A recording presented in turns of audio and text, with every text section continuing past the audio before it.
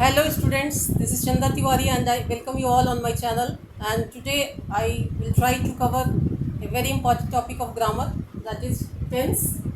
Tense एक ऐसा topic है ग्रामर का जिसके बिना ना हम अच्छे से बोल सकते हैं और ना ही अच्छे से लिख सकते हैं. In other words you can say that this is the pillar of spoken English as well as written English. Means without having proper knowledge of tense you can't have command over English. तो इस pillar को समझने के लिए हमको एक एक करके समझना पड़ेगा. टेंस, सबसे पहले टेंस क्या है? टेंस जो हमें ये बताता है कि कोई भी काम कब किया गया है, यानी टाइम ऑफ एक्शन. तो टाइम ऑफ एक्शन जो हो सकता है वो पास्ट हो सकता है, प्रेजेंट हो सकता है, फ्यूचर हो सकता है. मतलब हम किसी काम को कुछ पहले कर सकते हैं पास्ट में, प्रेजेंट में कर रहे होते हैं, या फिर we plan to do something in future. तो 3 टाइप्स ऑफ एक्शन, जितने भी एक्शन हैं वो इन्हीं तीनों टेंस में आते हैं, पास्ट में, प्रेजेंट में और फ्यूचर में. अब हमें इसके बारे में पढ़ना है और एक एक करके हम फिर सब सारे के सारे डिटेल्स पढ़ेंगे. तो जो प्रेजेंट, सबसे पहले प्रेजेंट टेंस से चलते हैं. प्रेजेंट टेंस का सबसे पहला जो होता है, हर एक टेंस जो है फर्दर डिवाइडेड है 4 पार्ट्स में. Present simple, past simple, future simple.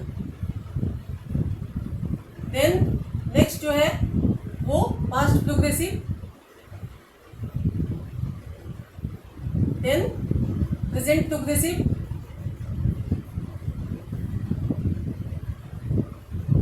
Then future progressive.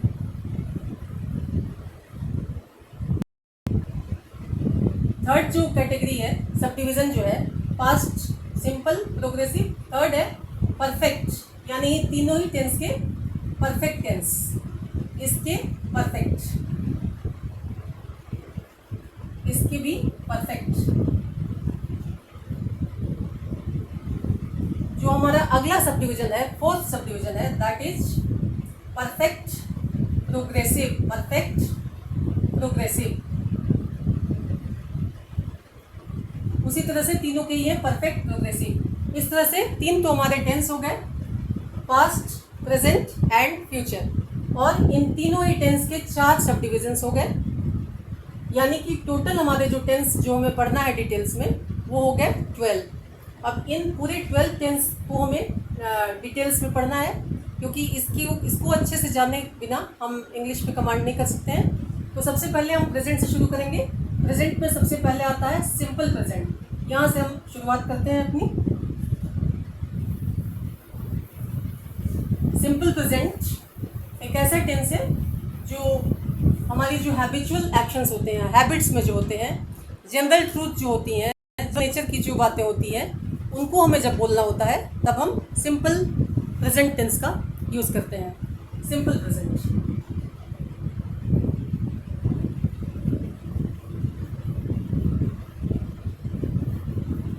Habitual action. I get up early in the morning.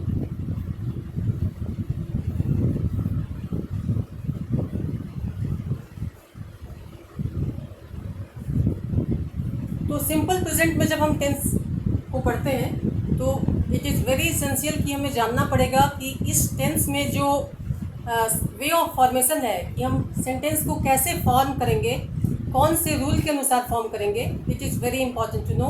तो उसका रूल क्या है?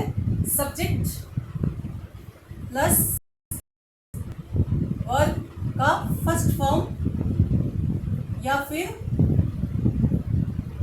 एस या ई एस लगा के, एस और ई एस प्लस ऑब्जेक्ट अगर है तो जो भी रेस्ट पार्ट्स हैं.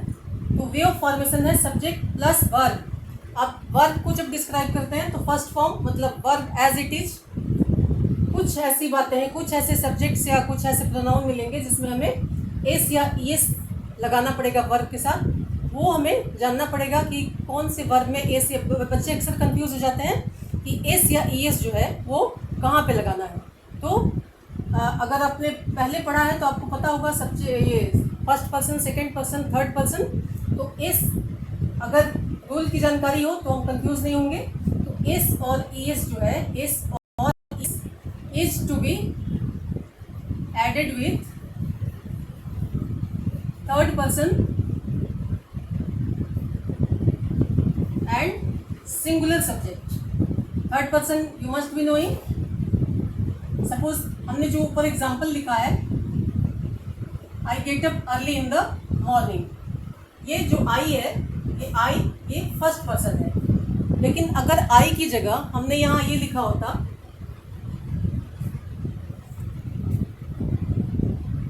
आई की जगह हमने ही लिखा होता, तो यहाँ ये जो गेट है, गेट्स अप बच जाता. He gets up early in the morning. क्यों? क्योंकि ये जो ही है, it is in third person है, ये थर्ड पर्सन प्रोनाउन है. अब रही बात, अगर यहाँ किसी का नाम हो, कोई सिंगुलर सब्जेक्ट हो, तो भी हमें क्या करना है, उसको सपोज यहाँ पे कोई नाम हो, मोहन.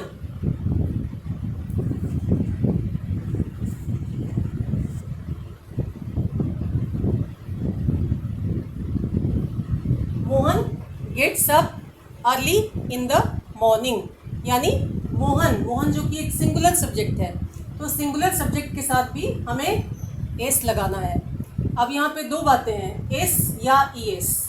अब सबसे बड़ा कंफ्यूजन क्या हो सकता है कि हमें कौन से वर्ब के साथ एस लगाना है और कौन से वर्ब के साथ ई एस लगाना है. तो कुछ ऐसी बातें हैं जिनको आप याद रख के कुछ हद तक कंफ्यूज नहीं होगे कि कौन से वर्ब के साथ एस या लगाना है और कौन से वर्ब के साथ ई एस लगाना है. सपोज ई एस वाले की बात करते हैं.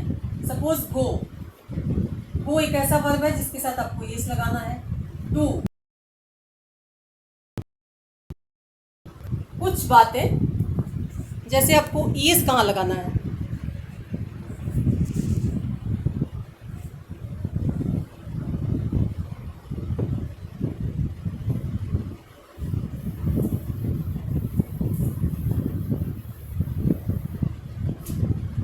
ई एस कुछ ऐसे वर्ब है हमारे जो वाई से खत्म होते हैं. Suppose cry, fly. ये ऐसे वर्ब हैं जो वाई पे ख़त्म हो रहे हैं, लेकिन उनके पहले का जो साउंड है वो एक कॉन्सोनेंट है. तो ऐसे वर्ब के साथ हमें ई एस लगा देना है वाई हटा के. ये बन जाएगा क्राइस और ये बन जाएगा फ्लाइज. सेकंड जो है हमारा दूसरे टाइप का जो वाई के साथ खत्म हो रहा है, सपोज प्रे. दो बातों का ध्यान रखना है. वाई से पहले अगर कॉन्सोनेंट है तो वाई हटा के हमें आई एस लगा देना है. वाई से पहले वर्ब, वाई से खत्म हो रहा है वर्ब और उसके ठीक पहले अगर कोई वोवेल साउंड है तो उस केस में हमें कुछ नहीं करना है, जस्ट एस ऐड कर देना है, प्रेज. ये एक बहुत इंपॉर्टेंट रूल है. इस तरह से हम याद रख सकते हैं कि कौन से वर्ब में एस लगाना है, ई एस लगाना है, कहीं पे कोई ऐसा लेटर रिमूव करके क्या चेंजेस करने हैं. लिखा था सिंपल प्रेजेंट में, आई get up early in the morning. अब यहाँ पे उसकी वे ऑफ फॉर्मेशन भी हमने देख लिया, subject plus verb plus object. Verb में ये भी देख लिया कि एस और एस कहाँ लगाना है. अब बारी आती है सिंपल प्रेजेंट को और हम लोग कहाँ कहाँ यूज़ कर सकते हैं. तो हैबिचुअल एक्शन है, जनरल ट्रूथ है,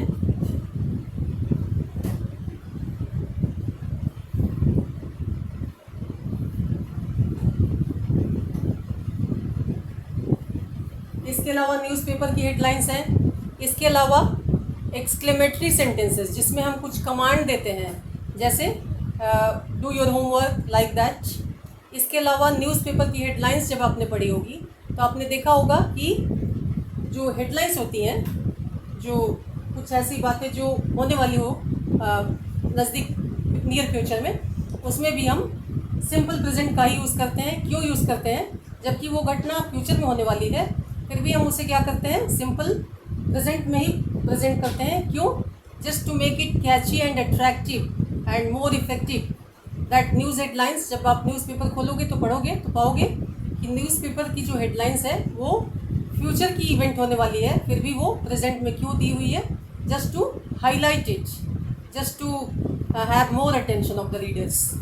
और जब टाइम कंडीशन क्लाउज होता है, कुछ ऐसी बातें जो कंडीशन के अकॉर्डिंग होती है, तो जो मेन क्लॉज होता है वो फ्यूचर टेंस में होता है, लेकिन उसका जो सबऑर्डिनेट क्लॉज होगा वो सिंपल प्रेजेंट टेंस में होगा। इसके अलावा एक्सक्लेमेटरी सेंटेंसेस को भी हम सिंपल प्रेजेंट में कहते हैं। अब बात आती है कि सिंपल प्रेजेंट की तो ठीक है, I get up early in the morning. अब अगर इसी सेंटेंस को हमें निगेटिव में बनाना है या इंट्रोगेटिव में बनाना है, I get up early in the morning, हमने इसमें चेंज करके ये देखा कि आई को जब हमने ही बनाया तो गेट्स बन गया, गेट्स अप हो गया। सिंगुलर सब्जेक्ट का जब यूज़ किया तो भी ये गेट्स अप बन गया। अब यहाँ पे बात आती है कि इसको जब हमें निगेटिव या इंट्रोगेटिव बनाना है, कन्वर्ट करना है, तो हमें करना पड़ेगा। तो निगेटिव बनाने के लिए अब यहाँ, क्योंकि निगेटिव बनाने के लिए जनरली क्या होता है बच्चे, जो हेल्पिंग वर्ब या ऑक्सिलरी वर्ब वहाँ पे दिया हुआ है उसे बस उसमें नोट लगा के बना दिया, बहुत आसान है। But nothing is visible here, यहाँ पे तो कुछ भी नहीं है, तो बच्चे कैसे निगेटिव बनाएंगे? तो ये रूल के तहत ये क्या होगा, यहाँ डू, तो आई डोंट, क्योंकि सिंपल प्रेजेंट है, I don't get up early in the morning. जैसा कि हमने चेंज किया था जब, और इसी का अगर हमें इंट्रोगेटिव बनाना है, interrogative, then what we have to do, यही डू, क्योंकि यहाँ गेट अप जो V1 फॉर्म है वर्ब का, फर्स्ट फॉर्म है वर्ब का, उसमें ऐसा माना जाता है कि डू का जब इसका इंट्रोगेटिव बनाना है तो हमें क्या करना पड़ेगा, do I get up early in the morning. ये बात हुई जब गेटअप है, जब एस और येस वाले वर्ब यूज़ होंगे, जहाँ पे हमें थर्ड पर्सन या सिंगुलर सब्जेक्ट का इस्तेमाल किया होगा, तब कैसे चेंज करना है। ऐसे केसेस में तो हमें डोंट और डू से काम चल गया, लेकिन जब हमने इसको चेंज इसको ही कर दिया, he, then automatically third person है, ये ही या शी कुछ भी किया, ये gets up early in the morning हो गया। इसी का जब हमें निगेटिव बनाना होगा तो ये डोंट नहीं, क्योंकि एस और ईएस वाले जो भी वर्ब हैं उनका जब हम निगेटिव बनाना चाहेंगे तो हमें डू नॉट नहीं बल्कि डज नॉट का इस्तेमाल करना है। उसी तरह से जब हमें उसका इंट्रोगेटिव बनाना होगा तो हमें डू आई नहीं, डज, क्योंकि ये बदल गया, does he gate up early in the morning. आप आसानी से कंफ्यूज नहीं होगे, एस और यस कहाँ लगा। एक गलती बच्चे क्या करते हैं कि डज भी लगा देंगे और वर्ब के साथ एस भी लगा देंगे। जब भी डज लगा दिया, एस या यस जो भी है वर्ब का फॉर्म, वो ऑटोमेटिकली रिमूव हो जाएगा। तो ये सिंपल प्रेजेंट के कुछ रूल्स हैं। एक और टाइम कंडीशन क्लॉज वाला सेंटेंस जहाँ पे प्रेजेंट सिंपल का बच्चे कंफ्यूज हो जाते हैं अक्सर। सपोज